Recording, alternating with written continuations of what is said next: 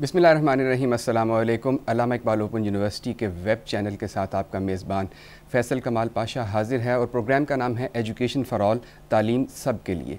नाज़रीन, अरस्तु का मशहूर मकूला है नो दाई सेल्फ, यानी अपने आप को पहचानो, अपने हुनर को पहचानो, अपनी ज़ात को पहचानो। यही एक ज़िंदगी की मेराज है और यही ज़िंदगी का मकसद है। और इसी तरीके से इंसान जो है वो अपनी ज़िंदगी के मकसद को जब पा लेता है तो वो उसमें बहुत तरक्की करता है। हमारे मुल्क में, या आप कह लीजिए कि मजमूई तौर पे थर्ड वर्ल्ड कंट्रीज़ का ये एक अलमिया है कि लोगों की काउंसलिंग जो है वो नहीं हो पाती और वो एट रैंडम चीज़ों को पिक करते हैं और एट रैंडम फिर अपने करियर्स को आगे बढ़ाते हैं और अपने इंटरेस्ट के ख़िलाफ़ बाज़ दफ़ा वो सारी ज़िंदगी गुजार देते हैं। और ये चीज़ जो है ये हमारी तरक्की में बहुत हाइल होती है, ये हमारी ज़ाती तरक्की में भी और हमारी कौमी तरक्की में भी ये चीज़ हाइल होती है। एजुकेशनल काउंसलिंग जो है वो बहुत ज़रूरी चीज़ है। बच्चे को ये बताना कि बेटा आप किस चीज़ में एक्सेल कर सकते हो, या बच्चे की सलाहियत को पहचान के उसको तालीमी रास्ता प्रोवाइड करना, ये एक इंतहाई ज़रूरी चीज़ है। हमारी खुशकिस्मती है कि आज हमारे साथ एक ऐसे मेहमान मौजूद हैं कि जो इस चीज़ में महारत रखती हैं। नाम है इनका डॉक्टर अफशा हुमा। ये हेड ऑफ़ द डिपार्टमेंट हैं educational planning, policy studies and leadership, Allama Iqbal Open University की। मिशिगन स्टेट यूनिवर्सिटी से इन्होंने पीएचडी किया है और स्पेशलाइज्ड हैं ये अप्लाइड साइकोलॉजी और एजुकेशनल प्लानिंग के अंदर। Madam, welcome to the show. Thank you. Madam, थोड़ा सा अपने बारे में बताइएगा, एक अपनी एजुकेशन के बारे में बताइएगा कि किस तरह से आपने इस फील्ड को चूज़ किया, आपकी क्या मोटिवेशन थी इन आपका मैं इंट्रोडक्शन सुन रही थी तो मैं सोच रही थी कि हम में से किसी के साथ भी कुछ ज़्यादा मुख्तलिफ नहीं हुआ। हम सबके साथ यहाँ रहते हुए मोर और लेस ऐसी ही चीज़ें हुई हैं। मैंने मेरी जो बिगिनिंग है, जो फर्स्ट जब आप चॉइस ले रहे होते हैं तो वो आपका secondary higher secondary school level होता है और मैंने एफएससी किया था प्री इंजीनियरिंग में। सही। और प्री इंजीनियरिंग में एफएससी करके जो फर्स्ट ईयर था उसमें I was the topper in my class, in my college. और उसके बाद जब मैंने वालिदैन से पूछा कि अच्छा इसके बाद फिर मैं इंजीनियरिंग यूनिवर्सिटी जा रही होंगी, तो उन्होंने कहा कि नहीं, क्योंकि जब मैंने इंजीनियरिंग का किया था, एफएससी किया था, तो उस वक्त पिंडी में, रावलपिंडी में इंजीनियरिंग यूनिवर्सिटी नहीं थी। तो या तो टेक्सला जाना पड़ता था या लाहौर जाना पड़ता था। तो बीइंग अ फीमेल उन्होंने कहा कि अगर तो अपने शहर में होती तो नो इशू, हमको एजुकेशन में पढ़ते रहे थे स्कूल में भी, लेकिन हम आपको शहर से बाहर नहीं भेज सकते। और वैसे भी इंजीनियरिंग यूनिवर्सिटी मेल डोमिनेटेड, तो हम ये नहीं कर पाएंगे। अच्छा, तो वो मैं आपकी जब बात सुन रही थी तो मैं सोच रही थी कि डेफिनेटली आज हम काउंसलिंग पे बात करेंगे, ये एक बहुत अहम पहलू है, लेकिन उसके अलावा कुछ और सोशल बैरियर्स भी हैं जिसकी वजह से बच्चे वो नहीं कर पाते जो वो करना चाह रहे होते हैं। जी बिल्कुल। Then my second conscious choice was teaching, क्योंकि मेरी वालदा एक बड़ी पैशनेट टीचर थी जी। और उनको देख के मैं सोचती थी कि अच्छा ये वो फील्ड है जिसमें you can actually make a change. जी बिल्कुल। तो मैंने बीएड किया था, बीएससी एंड देन बीएड किया था टीचिंग के लिए। बिल्कुल। और इंटरेस्टिंगली फिर भी ये मैं बच्चों के लिए ज़रूर बताना चाहूँगी कि जब मैंने बीएड किया था उस दौरान मैंने एजुकेशनल साइकोलॉजी पढ़ी थी। जी। And I told my mother after BEd कि मैं अभी क्लासरूम में नहीं जा सकती पढ़ाने, I need to study psychology further. इससे पहले कि मैं क्लासरूम में जाके बच्चों के साथ इंटरेक्शन शुरू करूं, मुझे पहले एमएससी साइकोलॉजी करना होगा। तो फिर आगे फिर एजुकेशन में चले गए और फिर लंदन से मैंने डिप्लोमा किया एजुकेशनल रिसर्च में और फिर पीएचडी किया मिशिगन स्टेट से। और मैं हंसती हूँ कि 98 से अब ये 2022 आ गया है, तो 23-24 साल तो हो गए हैं।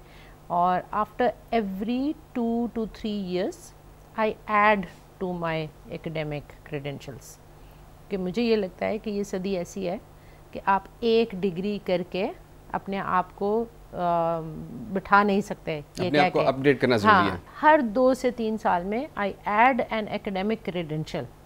तो ये सफ़र रहा है जी अभी तक। माशाल्लाह जी, माशाल्लाह, बहुत बड़ा शानदार सफ़र है और माशाल्लाह अभी भी आपका सफ़र जारी है। जारी है जी बिल्कुल। अच्छा, बुनियादी बात जो हुई, जैसे अभी आपने बात की कि 12th ग्रेड इंटरमीडिएट जिसे कहते हैं, आप ने अमेरिका में देखा, कनाडा में देखा, हमें भी इत्तेफाक हुआ वहाँ पे जाने का, तो वहाँ पे ये स्कूल लेवल के ऊपर ही बच्चों को वो डिफरेंट कोर्सेज़ के अंदर भेज देते हैं, उनको पहचान के 6-6 महीने के कोर्सेज़ होते हैं, 3-3 महीने के शॉर्ट कोर्सेज़ होते हैं, तो वहाँ पे बच्चों को भेज देते हैं और उनकी एजुकेशन डिफरेंट हो जाती है। ठीक है। लेकिन 12th ग्रेड वहाँ पे एक बुनियादी तालीम समझी जाती है। ठीक है। हमारे यहाँ बच्चे एक जनरलाइज्ड किस्म की एजुकेशन लेते हैं। ठीक है। और उसके बाद फिर 12th ग्रेड के बाद वो they are very much confused. ठीक है। तो ये बताइए कि सबसे पहले कि अपने हुनर को पहचानना या अपने अंदर के स्किल को पहचानना, इसका तरीका क्या है? अच्छा, देखें, जब हम लफ्ज़ इस्तेमाल करेंगे बच्चा, तो बच्चे से मुराद मैं as a psychologist, when I say a child I mean different, when I say an adolescent I mean different, and when I say adult I mean different. ठीक है। तो जब when we are talking about child, first of all जो अपनी education का career शुरू करता है, तो जो एलिमेंट्री स्कूल तक का बच्चा है वो 2 मेजर एडल्ट ग्रुप्स के साथ है, एक टीचर्स के साथ और एक पेरेंट्स के साथ। बिल्कुल। हम अपने सिनेरियो में रहते हुए बात करते हैं, ये दोनों एडल्ट ग्रुप बहुत मेजर रोल प्ले करेंगे in letting the child know themselves. Right. क्यों? क्योंकि वालिदैन भी घर पे उसको मुख्तलिफ मौक़े फराहम कर सकते हैं। जी जी। और टीचर्स या स्कूल एक इदारे की शक्ल में उसको मौक़े फराहम कर सकते हैं। आपने जो बात की, तो मैं आजकल अपनी 2 भतीजियाँ जो इंग्लैंड में पढ़ी हैं, अपनी यहाँ पर जो कज़न्स के बच्चे हैं और जो वहाँ बच्चियाँ पढ़ी हैं, उनके कंपैरिजन बिल्ड करती रहती हूँ। जी जी। तो वहाँ हो ये रहा है कि by the end of elementary school बच्चे कोई ना कोई आर्ट्स का सब्जेक्ट भी ज़रूर लेते हैं, प्रैक्टिकल आर्ट्स या परफॉर्मिंग आर्ट्स या क्रिएटिव आर्ट्स। और साइंसेस तो हर बच्चे के लिए, स्टेम जब से है, साइंस, टेक्नोलॉजी, इंजीनियरिंग, मैथमेटिक्स, तो हर बच्चे को इसकी बेसिक फ़िलासफ़ीज़ और बेसिक टीचिंग होनी ही है। बिल्कुल। And then comes end of elementary level, और एंड ऑफ एलिमेंट्री लेवल के बाद जो उनका सेकेंडरी स्कूल है और जो हमारा सेकेंडरी स्कूल है, इसमें देखते हैं मेजर फ़र्क आ जाता है। यहाँ जब आपका बच्चा एलिमेंट्री से सेकेंडरी में जाता है, पहले तो हमने एलिमेंट्री में उसको ऑप्शंस नहीं दी। जी जी। किसी बच्चे ने आर्ट, पेंटिंग, डिज़ाइन ये कुछ नहीं किया हमारे यहाँ स्कूलों में। ठीक है। 8 लग के सब्जेक्ट हैं, बस वो 8 सब्जेक्ट पढ़े हैं, और सब्जेक्ट पढ़े हैं उसको भी कोई प्रैक्टिकल फॉर्म में नहीं किया। मैं ग्रेड 8 तक की बात कर रही हूँ। घर पे अगर पेरेंट्स को ये कॉन्शियसनेस नहीं थी, तो उन्होंने भी कोई एक्स्ट्राऑर्डिनरी एक्टिविटीज़ नहीं करवाई। बच्चा शाम को या तो वही वाली स्कूल वाली किताबें लेके दोबारा बैठ गया, या फिर वो खेल रहा है, कोई गेम खेल रहा है, एंड दैट्स इट। तो कोई क्रिएटिविटी वाली चीज़ नहीं हुई। दोनों सूरतों में बच्चे ने एक पैक्ड करिकुलम के अंदर रह के जो सीखा है वो सीखा है। मतलब हमारा जो करिकुलम है बेसिकली, उसमें 8वीं या 10वीं क्लास तक बच्चा सिर्फ लिखना और पढ़ना सीखता है। अच्छा, अब जो 10वीं क्लास है, 9वीं 10वीं, उस पर बात करते हैं। यहाँ क्या होता है, 2 स्ट्रीम्स स्ट्रेट अवे, ये है जी साइंसेस, ये है ह्यूमैनिटीज़। बिल्कुल। ठीक है। अब साइंसेस में जो बच्चे चले जाते हैं, कंसिडरेबली समझा जाता है जी ये लायक बच्चे हैं, तो इनको साइंसेस में जाना ही चाहिए। जी बिल्कुल।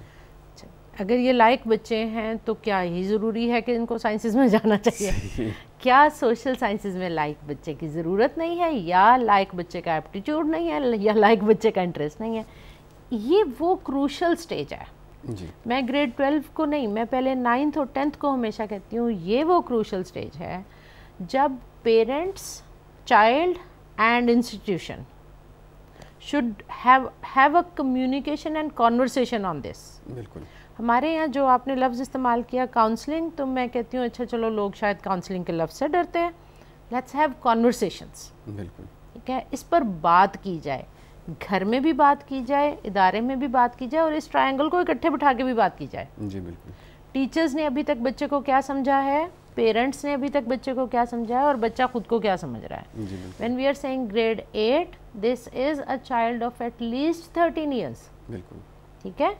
तो 8वीं जमात तक आते आते वो कोई 12-13 साल की उम्र गुजार चुका है। Now teen age is beginning, और ये वो स्टेज है जब साइकोलॉजी की ज़ुबान में हम ये कहते हैं कि जो सेंसरी इनपुट है उसकी स्टोरेज एक बड़ी अच्छी ऑप्टिमम लेवल तक हो चुकी है जी। आपने उसको जो जो इनपुट बेसिक देनी थी वो दी जा चुकी है, वो ऑब्जर्वेशंस भी बहुत, अब उसकी सेल्फ एक्चुअलाइजेशन स्टेज है जी। और इसमें उसके साथ अगर आपने कॉन्वर्सेशन करने की बजाय अगर आपने रिटर्न ऑर्डर्स जारी किए, सही, जी बस यही करना है, तो ये वो स्टेज है जहाँ पर असल में उसका इंटरेस्ट और aptitude I would say it is killed.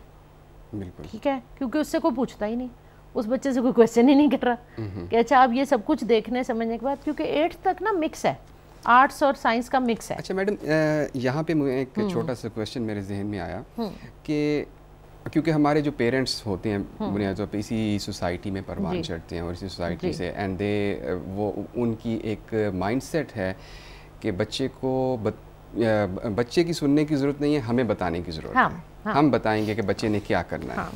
तो क्या इसमें अगर पेरेंट्स जो हैं उनकी काउंसलिंग हो या कुछ ऐसी वर्कशॉप्स हों जहाँ पे उनको इस बारे में अवेयर किया जाए कि आपके लिए अपने बच्चे से कन्वर्सेशन करना कितना ज़रूरी है, तो इसमें कितना एक डिफरेंस आ सकता है? देखिए दो बातें कर सकते हैं हम। एक तो यस, पेरेंटल अवेयरनेस के लिए हम वर्कशॉप्स कर सकते हैं, हम सेमिनार्स कर सकते हैं, हम इस तरह की टॉक्स कर सकते हैं, ठीक है, जिसमें हम पेरेंट्स को काइंड ऑफ कैंपेन कर रहे हों कि they need to talk to the child. लेकिन जो आपने दूसरी बात की वो बड़ी इंपॉर्टेंट है, उन वालिदैन को भी कभी किसी ने नहीं पूछा था।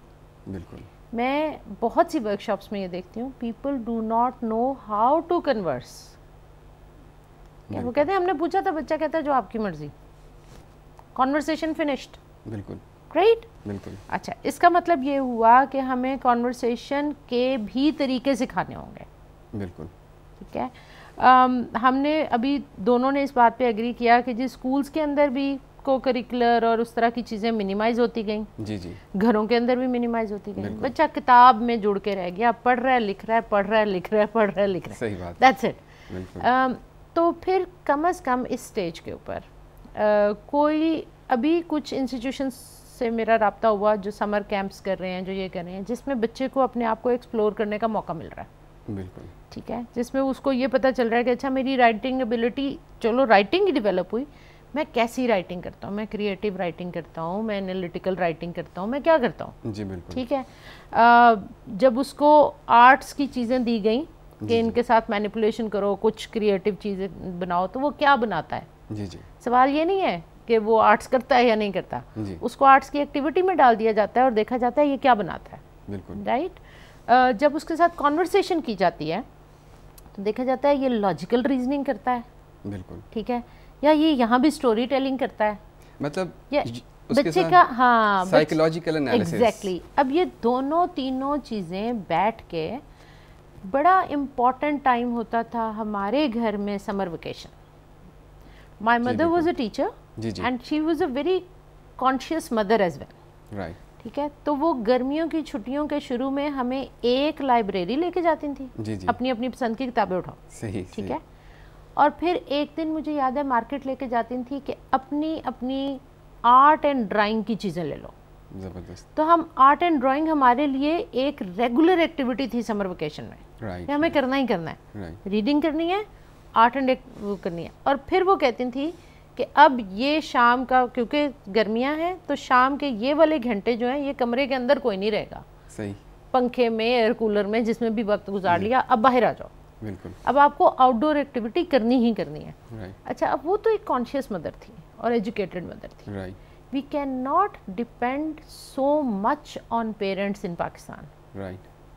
आपने कहा कि वो भी ऐसे ही पढ़े लिखे होंगे, मैं इसमें एक लाइन का इजाफा करती हूँ, उनमें से बहुत तो पढ़े लिखे ही नहीं होंगे। जी बिल्कुल, बिल्कुल। ठीक है, तो फिर हम माँ बाप पे बहुत ज़्यादा जिम्मेदारी नहीं डाल सकेंगे। जो पढ़े लिखे वालिदैन हैं वो आजकल अगर आप देखें तो कर भी रहे हैं, कोशिश भी कर रहे हैं, राइट।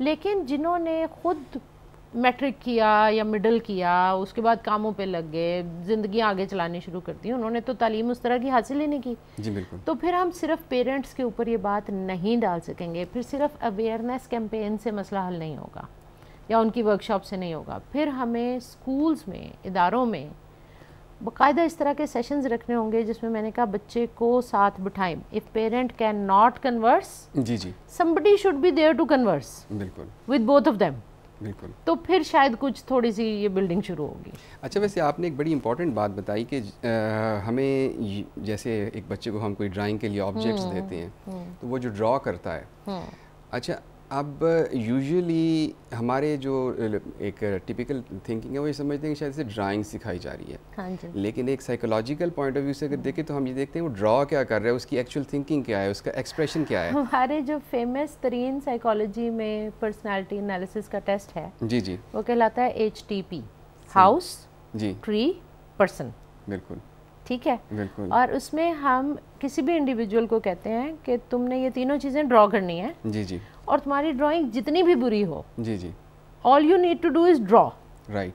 ठीक है, and then we have a little bit of conversation with them कि अच्छा ये घर क्या है, ये कैसा है, अच्छा तुम्हारे ख्याल में इसमें कितने लोग रहते होंगे, ये वो, और इस तरह करके हम उससे स्टोरी टेलिंग की तरह हम बात शुरू कर देते हैं। जी जी, तो वो सिर्फ ड्राइंग नहीं होती। मैंने बहुत मुद्दत तक, और अभी भी रिसेंटली मेरे एक दोस्त ने अपनी बच्ची का एक पेज पिक्चर करके मुझे भेजा कि ये टीवी देख रही थी और इसने बैठ के ये उस दौरान ये बॉक्सेस बनाए, तो कैन यू एनालाइज दैट।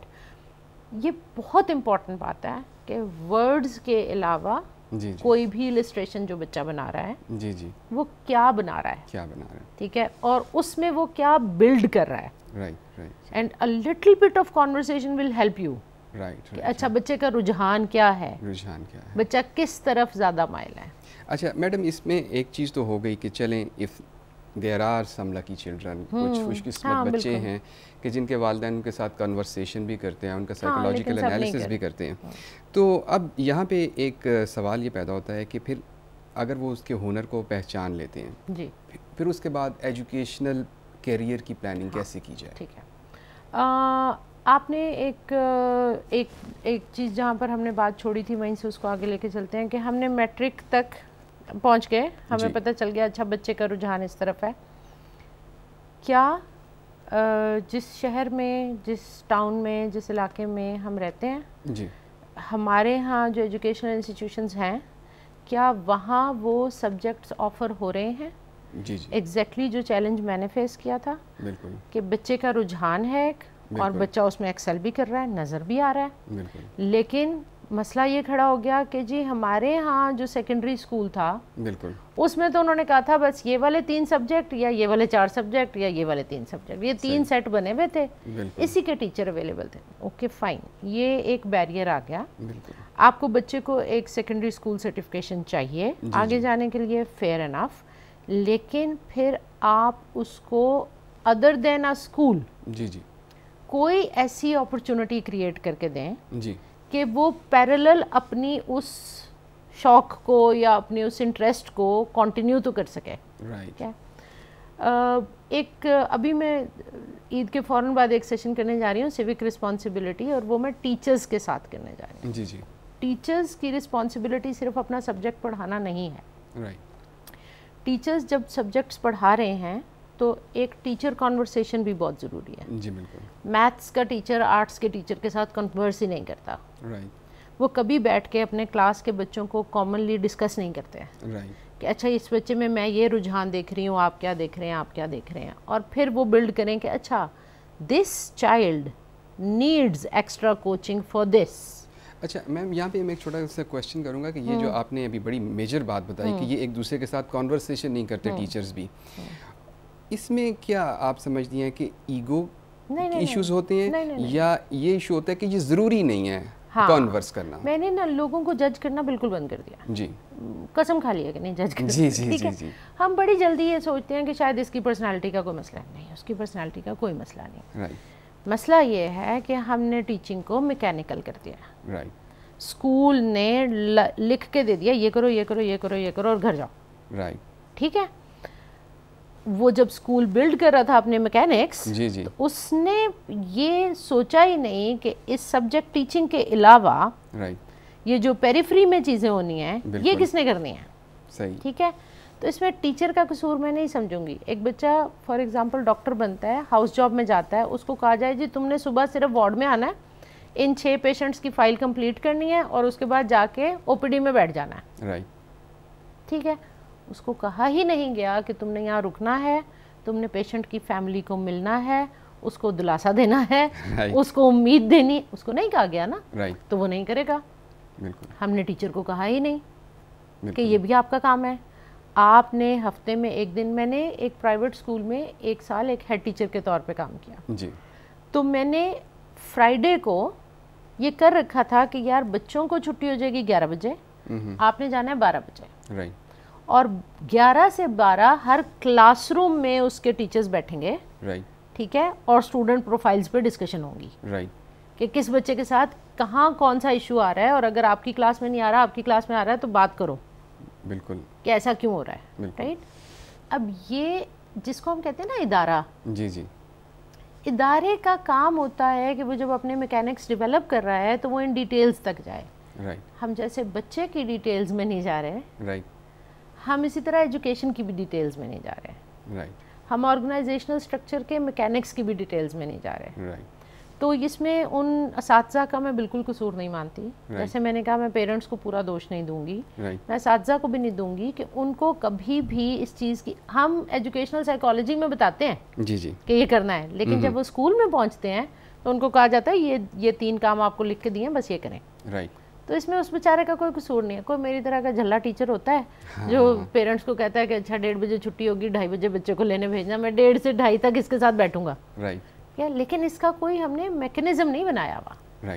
हम ये देखते हैं कि हमारे यहाँ ह्यूमन रिसोर्स को एक बोझ समझा जाता है, एक सोर्स नहीं बनाया जाता। हमने देखा चाइना ने ह्यूमन रिसोर्स उनके पास बहुत बड़ा था, तो उन्होंने उसको ट्रेन किया, उसको स्किलफुल बनाया, और आप देखें कि वो उन्होंने कितनी तरक्की की। तो ये कैसे हो सकता है हमारे माशरे के अंदर कि हमारी जो सोसाइटी है उसमें भी एक स्किलफुल ह्यूमन रिसोर्स जो है वो आए? उसके लिए काउंसलिंग ज़ाहिर एक बहुत बड़ा फैक्टर है। इसके अलावा आप क्या समझते हैं, क्या चीज़ें? एक थ्योरी है, चाइनीज़ थ्योरी है जी जी, ट्रिपलाइजेशन जी जी, और ट्रिपलाइजेशन की थ्योरी मेरा दिल करता है कि मैं हर एजुकेटर को कहूँ कि एक दफ़ा पढ़ लें जी जी, और पेरेंट्स जो पढ़े लिखे हैं वो भी ज़रूर पढ़ें। एवरी चाइल्ड जी जी in this century should be prepared at 3 levels, ठीक है, और ये चाइना के मॉडल को हम इससे समझ सकेंगे कि एक बच्चा जिस घर में पैदा हुआ है जी जी, वो उस एक इंडिविजुअल से जुड़े हुए लोग हैं। जब हम कहते हैं इंडिविजुअल नीड्स, तो वो सिर्फ बच्चे की जाती नहीं होती, वो उसके घराने की नीड्स होती हैं। तो सबसे पहले वो इंडिविजुअल नीड्स फुलफिल करने के काबिल बने, नंबर 1। फिर वो लोकल नीड्स पूरी करने के काबिल बने। अब पहले हम इन 2 लेवल्स पे रुकते हैं, फिर ग्लोबल पे जाएंगे जी। इन 2 बातों को जब अनपैक किया जाए, वो कहता है वो इंडिविजुअल नीड्स पूरी करने के काबिल हो, तो it means life skills, basic life skills, ठीक है। आपने एक बात की, उस वक्त मैंने उस जुमले के ऊपर रिफ्लेक्ट नहीं किया। 10वीं जमात तक बच्चा सिर्फ लिखना और पढ़ना सीख रहा है, बिल्कुल। लाइफ स्किल्स कौन सी सीख रहा है? बिल्कुल।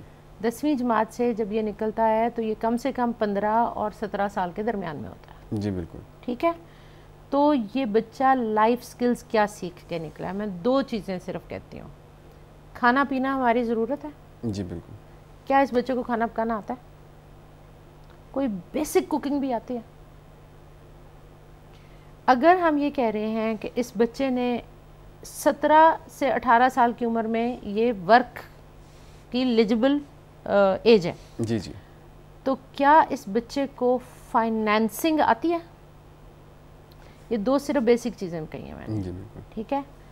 इसका मतलब है हमने फंक्शनल लिटरेसी भी नहीं दी, बिल्कुल। Financing is a functional literacy, right, ठीक है। हमने इसको बेसिक लाइफ स्किल्स भी नहीं दी, राइट। 4 चीज़ों को मिक्स करके अपने लिए फूड तैयार करना इज़ अ लाइफ स्किल, ठीक है। तो वो कहते हैं इंडिविजुअल नीड्स पे स्किल्स सिखाई जाएं, यानी पहले 10 साल की एजुकेशन में वो लाइफ स्किल्स सिखा दी जाएं कि ये बच्चा अपनी और अपने ख़ानदान की ज़रूरियात पूरी करे, राइट। उसके बाद जो फेज़ आएगा ये आएगा लोकल नीड्स का, राइट। आपका क्लाइमेट कैसा है, आपका कल्चर क्या है, आपके यहाँ की आर्ट क्या है, आपकी क्राफ्ट क्या है, आपकी इंडस्ट्री क्या है, आपके ऑक्यूपेशंस क्या हैं, राइट, ठीक है। इन 6 चीज़ों में से करिकुलम बिल्ड हो, राइट। जब हम मेरे जैसे लोग जब सिंगल नेशनल करिकुलम के खिलाफ बोल रहे थे तो कोई हमारी सुनता नहीं है कि हम क्या रहे हैं। राइट। हम कह रहे हैं a single national curriculum will not fulfil the local needs. Right. क्योंकि दोबारा बोलती हूँ मैं कि वहाँ का कल्चर क्या है, वहाँ के आर्ट्स कौन से हैं, वहाँ की क्राफ्ट्स कौन सी हैं, वहाँ की इंडस्ट्री कौन सी है, वहाँ के ऑक्यूपेशंस क्या हैं। Right right right right.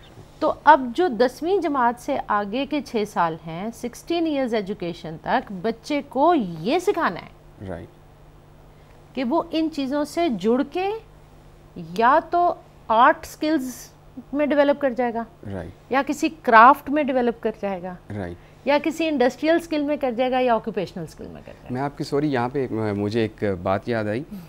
मुझे एक दफ़ा स्वात जाने का इत्तेफाक हुआ, तो यूनिवर्सिटी, स्वात यूनिवर्सिटी बहुत बड़ी यूनिवर्सिटी है, तो वहाँ पे वो मुख्तलिफ सब्जेक्ट्स पढ़ाए जाते हैं, लेकिन उस इलाके से एमरल्ड निकलता है और उस एमरल्ड की कटिंग और उसके लिए कोई इंस्टीट्यूट नहीं है वहाँ पे। हमने 2016 में मैंने डॉक्टर सिद्रा ने और हमारी एक पीएचडी स्टूडेंट है साइमा अफजल, हमने एक स्टडी करके दी थी, HEC की थीमेटिक ग्रांट थी, और उसमें हमने सिर्फ ये चीज़ें जाके एक्सप्लोर की थी सब सूबों में। जी जी। कि जो आप हायर एजुकेशन इंस्टीट्यूशंस बना रहे हैं, जहां आप 16 इयर्स डिग्रीज प्लान कर रहे हैं, बिल्कुल, वो लोकल नीड्स को कैसे फुलफिल करेंगी। राइट राइट, ठीक है। अच्छा, अब जब ये होगा ना, जी जी, तो अब हम काउंसलिंग से आगे आ गए हैं। बिल्कुल। A child will get to know in the adolescent and adult age, right, कि मेरी लोकेल क्या है, राइट, यहाँ की लोकल क्राफ्ट और इंडस्ट्री में कितना कुछ पाया जाता है, राइट, इसके साथ हम जाके जोड़ते हैं एंटरप्रेन्योरशिप को। Right right right right. अब ये बच्चा जब निकलेगा यूनिवर्सिटी से, तो उसको पता होगा कि मैंने ये क्राफ्ट, ये स्किल, ये डेवलप किया है, राइट, इसको अब मुझे मार्केट करना है।